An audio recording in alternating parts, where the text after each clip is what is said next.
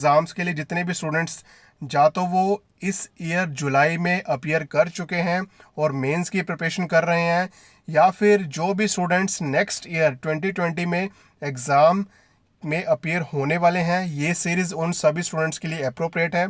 So guys, आज हम यहाँ पे FSSAI एक्ट 2006 से स्टार्ट करेंगे। सो फॉलोड बाय दिस हम बाकी की जितना भी पूरा सिलेबस है कवर करेंगे, लेकिन यहाँ पे बेसिक्स जो कि बहुत ही इंपॉर्टेंट एक्ट है, ये बहुत सबसे पहले क्लियर होना चाहिए आपका सारा बेसिक्स। सो यहाँ पे जो टॉपिक हम कवर करने वाले हैं, सो सबसे पहले टॉपिक्स में हम यहाँ पे FSSAI एक्ट की पूरी डिटेल पढ़ेंगे। ये जो पूरा एक्ट है इसमें टोटल 12 चैप्टर्स हैं जो कि 101 सेक्शंस में जो कि पूरी डिटेल में समझाया गया है FSSAI के द्वारा, right. So will be covering all this topics. I will teach you all the 12 chapters of FSSAI act 2006 and we'll cover all 101 sections in this course series. So I hope you will enjoy this course series. So guys, सबसे पहले let's clear our basics. सो कोई भी preparation करने से पहले basics clear होना is very important. So will start with the basics. So why the FSSAI act? So first of all, ये FSSAI act government ने क्यों फॉर्मुलेट किया, क्यों बनाया? ओके, सो जो पहला पॉइंट आप अपनी स्क्रीन पे देख सकते हैं, this is an act to consolidate the laws relating to the food. So before the commencement of the FSSAI act, हमारी कंट्री में there were number of food laws. So ये जो फूड लॉज हैं, ये फूड लॉज दूसरी ministries के साथ भी ओवरलैप होते थे। For example, ministry of commerce जो है उसके साथ हमारे काफ़ी जो फूड लॉज हैं वो ओवरलैप होते थे। सो उसके कारण in the time of conflict, so कौन सा रूल एप्लीकेबल होगा, कौन सी बॉडी डिसीजन लेगी, so that was not clear. So इसीलिए गवर्नमेंट ने जितने भी फूड लॉज थे उनको कंसोलिडेट कर दिया एक ही लॉ में। ओके, सो उसके लिए उन्होंने FSSAI एक्ट पास किया। And second point is to establish the food safety and standard authority of India. So guys, इसी एक्ट के under food safety and standard authority of India came into being, right. I hope ये दोनों point आपको clear आ गए हैं। और अगर आप लोगों को कहीं भी कोई भी डाउट है तो जस्ट वीडियो के नीचे कमेंट करके मेरे को बता सकते हैं। एंड मोर ओवर, आप यहाँ पे साथ में नोट्स भी प्रिपेयर कर सकते हैं। You can pause the video, you can take down the notes. मैंने बहुत ही क्रिस्प और अच्छे वे में आपको समझाने के लिए बहुत ही अच्छी प्रेजेंटेशन से, सो डैट आपको याद रहे पूरा lecture easily. So I have presentation. So now let's see role of FSSAI। ये जो FSSAI बॉडी इस्टेब्लिश की गई वाया FSSAI एक्ट, सो इसका रोल क्या है इस बॉडी का? सो सबसे पहले है to lay down science based standards for the article of food. Yes, so ये बहुत ही इंपॉर्टेंट यहाँ पे पॉइंट है। जो मेजर रोल है FSSAI का, it is to lay down the standards. देखिए, आपने एवरीडे अगर आप कोई भी प्रोडक्ट परचेज करते हैं, कोई भी, यहाँ पे मैं सिर्फ ईटिंग प्रोडक्ट्स की बात करूँगा, फूड प्रोडक्ट्स की बात करूँगा। सो जितने भी आप फूड प्रोडक्ट्स परचेज करते हैं, सो उसके पीछे आपने न्यूट्रिएंट्स, इंग्रेडिएंट्स की एक लिस्ट दी होती है। So these are the standards which FSSAI sets and all the food business operators have to adhere to those standards, right? So the FSSAI sets the standards for the articles of food. And secondly, second major role is to regulate their manufacture, storage, distribution, sale and import to ensure the availability of safe and wholesome food for human consumption. So standard set करने के बाद FSSAI also keep a check कि वो जो product है वो कहाँ पे मैन्युफैक्चर हो रहा है, क्या वो प्रॉपर हाइजेनिक कंडीशंस में मैन्युफैक्चर हो रहा है, and this place where it is stored, is it properly hygienic place where it is stored, and also पूरा distribution chain पे FSSAI keep an eye, and further sale as well as import. So जितने भी product, specially eating products, जितने भी products India में import किए जाते हैं, so those all food products come under the laws of FSSAI, right. So that, हाँ, ये जो दोनों पॉइंट्स हैं ये FSSAI क्यों कर रहा है? This is to provide safe and wholesome food for human consumption, right. I hope it's clear. So let's go to our next slide. Yeah, So now we'll talk about when did FSSAI Act come into being. So FSSAI Act कब पास किया गया, कब ये law बना, so ये हम अब बात करेंगे. So FSSAI Act, if you can see point number 1, so it came into being after the assent of the President of India on 23rd August 2006. So 23rd August 2006 में प्रेसिडेंट ने इसको अपना एसेंट दे दिया. आई होप आप सबको पता होगा, पहले पार्लियामेंट कोई एक्ट पास करती है, फिर वो एक्ट प्रेसिडेंट के पास जाता है, प्रेसिडेंट उसके ऊपर अपने सिग्नेचर देता है, सो वो एक्ट फिर लॉ बनता है. सो 23rd अगस्त 2006 में ये जो एक्ट है इसको प्रेसिडेंट का एसेंट मिल गया, प्रेसिडेंट की मंजूरी मिल गई. So thereafter it was published in the gazette of India. Gazette of India की आप पिक्चर देख सकते हैं. आई होप आप सबने देखा भी होगा, एफएसएसआई की वेबसाइट पे रहता है गैजेट ऑफ इंडिया का ये जो फॉर्मेट है, राइट. सो इसमें ये 24 अगस्त को 2006 में पब्लिश हुआ था. So then the FSSAI act came into being. And second point is it extends to whole of India. So ये जो एक्ट है, जितने भी स्टैंडर्ड्स हैं, जितने भी एफएसएसआई के गाइडलाइंस हैं, ये पूरे इंडिया में एप्लीकेबल हैं. सो सभी जितने भी फूड बिजनेस ऑपरेटर्स हैं इंडिया में, चाहे वो रेस्टोरेंट्स हैं, चाहे वो मैन्युफैक्चरर्स हैं, सो उन सब को अडहियर करना पड़ेगा. They all have to adhere to the standards and laws set by FSSAI. Correct? Okay, so now guys, as I told you in the beginning of this lecture कि FSSAI Act में total 12 chapters हैं followed by 101 sections. So उन 12 chapters में 101 sections हैं. So आज हम chapter 1 में definitions cover करेंगे. अगर जितने भी students ने ये जो exam दिया था जुलाई में, so प्री में आपने देखा होगा डेफिनेशन से एफएसएसआई एक्ट से काफ़ी क्वेश्चंस आए थे.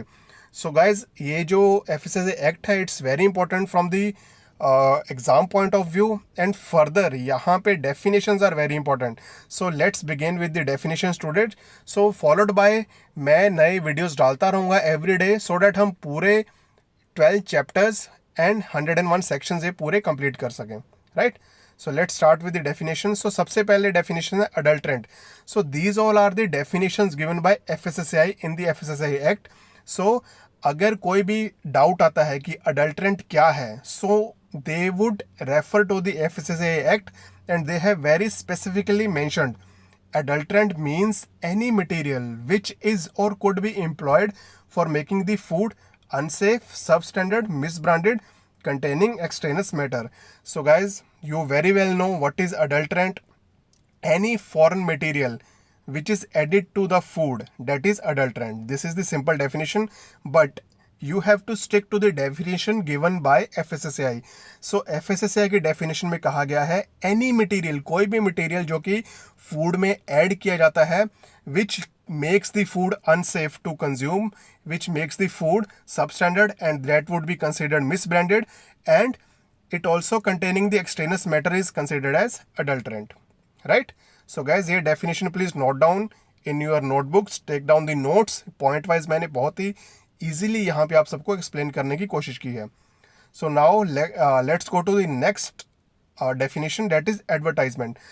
So आप सबको पता होगा कि advertisement, food business operators to sell their products, they even use fake claims for their food products through advertisement. It can be through TV, radio, social media, print media, internet. So इसीलिए जितने भी advertisement food के related हैं, that is also covered under the purview of FSSAI act 2006. So यहाँ पे clearly FSSAI ने definition दिया है फूड के रिलेटेड कोई भी एडवर्टाइजमेंट को कब एडवर्टाइजमेंट माना जाएगा. That is any, first point, any audio और visual publicity.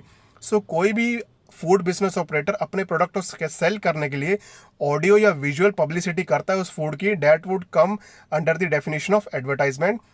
And secondly, representation और pronouncement made by means of any light, sound, smoke और gas, print media, electronic media, internet, website और through any notice, circular, label, wrapper, invoice और other documents. So gas, यहाँ पे FSSI ने एक एक point clear किया गया है, क्योंकि कल अगर कोई प्रॉब्लम आता है, FSSAI finds that the advertisement is inappropriate और is giving the fake claims. So when the case goes to the court. So all these points would be taken into consideration. Advertisement means any audio or visual publicity by any light or sound or through newspapers or through internet or through electronic media or through your invoice or labels or wrappers. Right, I hope ये भी आपको clear है. कोई भी doubt है तो guys video के नीचे कमेंट करके मेरे को ज़रूर बताइएगा. I will be happy to answer all your queries. So now let's go to the next definition, that is claim. So what is claim? Claim means any representation which states, suggests or implies that a food has a particular qualities relating to its origin, nutritional properties, nature, processing, composition or otherwise. So यहाँ पे claim की definition FSSAI ने clearly कहा है. So claim मतलब जैसे कोई भी food business operator claim करता है कि मेरा जो product है it is good because of its origin और it has better nutritional properties than the rival product और अदर प्रोडक्ट. दूसरे प्रोडक्ट से मेरे जो प्रोडक्ट में ज़्यादा न्यूट्रिशनल फैक्टर्स हैं, ये नेचुरल है, इसकी जो प्रोसेसिंग है ये अच्छे तरीके से की गई है. So these all are the claims. So guys again I would tell you कि read between the lines. So यहाँ पे एग्जैक्टली एक एक word you should remember, because exam में जुलाई में जो एग्ज़ाम हुआ था प्री का, उसमें डेफिनेशंस डायरेक्टली पूछी गई थी. So please I would suggest कि रीड बिटवीन द लाइन्स, एक एक वर्ड आपको एटलीस्ट डेफिनेशन का यहाँ पे अच्छी तरह याद होना चाहिए. Right, okay. So now let's go to contaminants. So contaminants क्या है according to FSSAI? What are the contaminants? So any substance whether or not added to food but which is present in such food as a result of production. सो यहाँ पे contaminant FSSAI ने कहा है कि any substance या तो वो add की गई है by the food business operator purposely, या फिर वो नेचुरल एनवायरनमेंट से उस फूड में मिक्स हुआ है. सो यहाँ पे अगर हम नेचुरल एनवायरनमेंट की बात करें, सो प्रोडक्शन, पहला पॉइंट है production. Production means for example if farmer grows rice और wheat in his field. Okay, so the water which he uses for irrigation, that is contaminated. So यहाँ पे अगर पानी ही contaminated है, then definitely your crops are gonna take that heavy metals which is present in the water or the chemicals which are present in the water. So ultimately जो crops grow हो रही हैं उस field में, they would also become contaminated. Right. So यहाँ पे natural contamination during the time of production, वो production के दौरान भी आ सकती हैं या फिर वो पर्पसली भी ऐड की जा सकती हैं. सो फर्दर देख लेते हैं कि कंटेमिनेंट्स और क्या क्या है. So contaminant can also come in to the food during the manufacturing process. For example some people are allergic to gluten. Right. So अभी FSSAI ने अपनी गाइडलाइंस में क्लियरली कहा है कि every food business operators have to mention on their labels, on their packets, that this product was manufactured or this product was processed in the facility where gluten products are also processed. So during manufacture, और अगर किसी को वो product consume करने के बाद कोई भी ग्लूटन इंटॉलरेंसी होती है, so definitely it means that food got contaminated. So इसीलिए यहाँ पे मैन्युफैक्चरिंग के दौरान भी कंटेमिनेशन हो सकती है, और either through processing. Processing means you are using any processing aid. For example आप यहाँ पे विनेगर यूज़ कर रहे हैं फॉर प्रिजर्वेशन और एनीथिंग और any preservative, chemical preservative, natural preservative, so that would be also considered as contamination. Right. And then during preparation and then treatment, then during at the time of packaging or transportation. So जितने भी ये process हैं, अगर कोई भी contamination इस time होती है तो उन सबको कंटेमिनेंट्स की कैटेगरी में इंक्लूड किया जाएगा through all this process chain. Right. Yes. So now guys let's talk about fourth definition, that is extraneous matter. So what is extraneous matter? So any matter contained in any article of food which may be carried from raw material. So यहाँ पे extraneous matter, सबसे पहले मैं आपको बता देना चाहता हूँ कि extraneous matter जब फूड में ऐड होता है, it never leads or it never renders the article of food unsafe. So ये याद रखिएगा, extraneous matter से कभी भी आर्टिकल ऑफ फूड, जो भी फूड है वो कभी अनसेफ नहीं होगा. सो ये भी आया था क्वेश्चन एंड फ्यूचर में भी आ सकता है. सो ये ध्यान रखिएगा, एक्सट्रेनियस मैटर से कभी फूड अनसेफ नहीं होगा. So any matter contained in any article of food which may be carried from raw material. Again, extraneous matter could come from raw material, as I told you.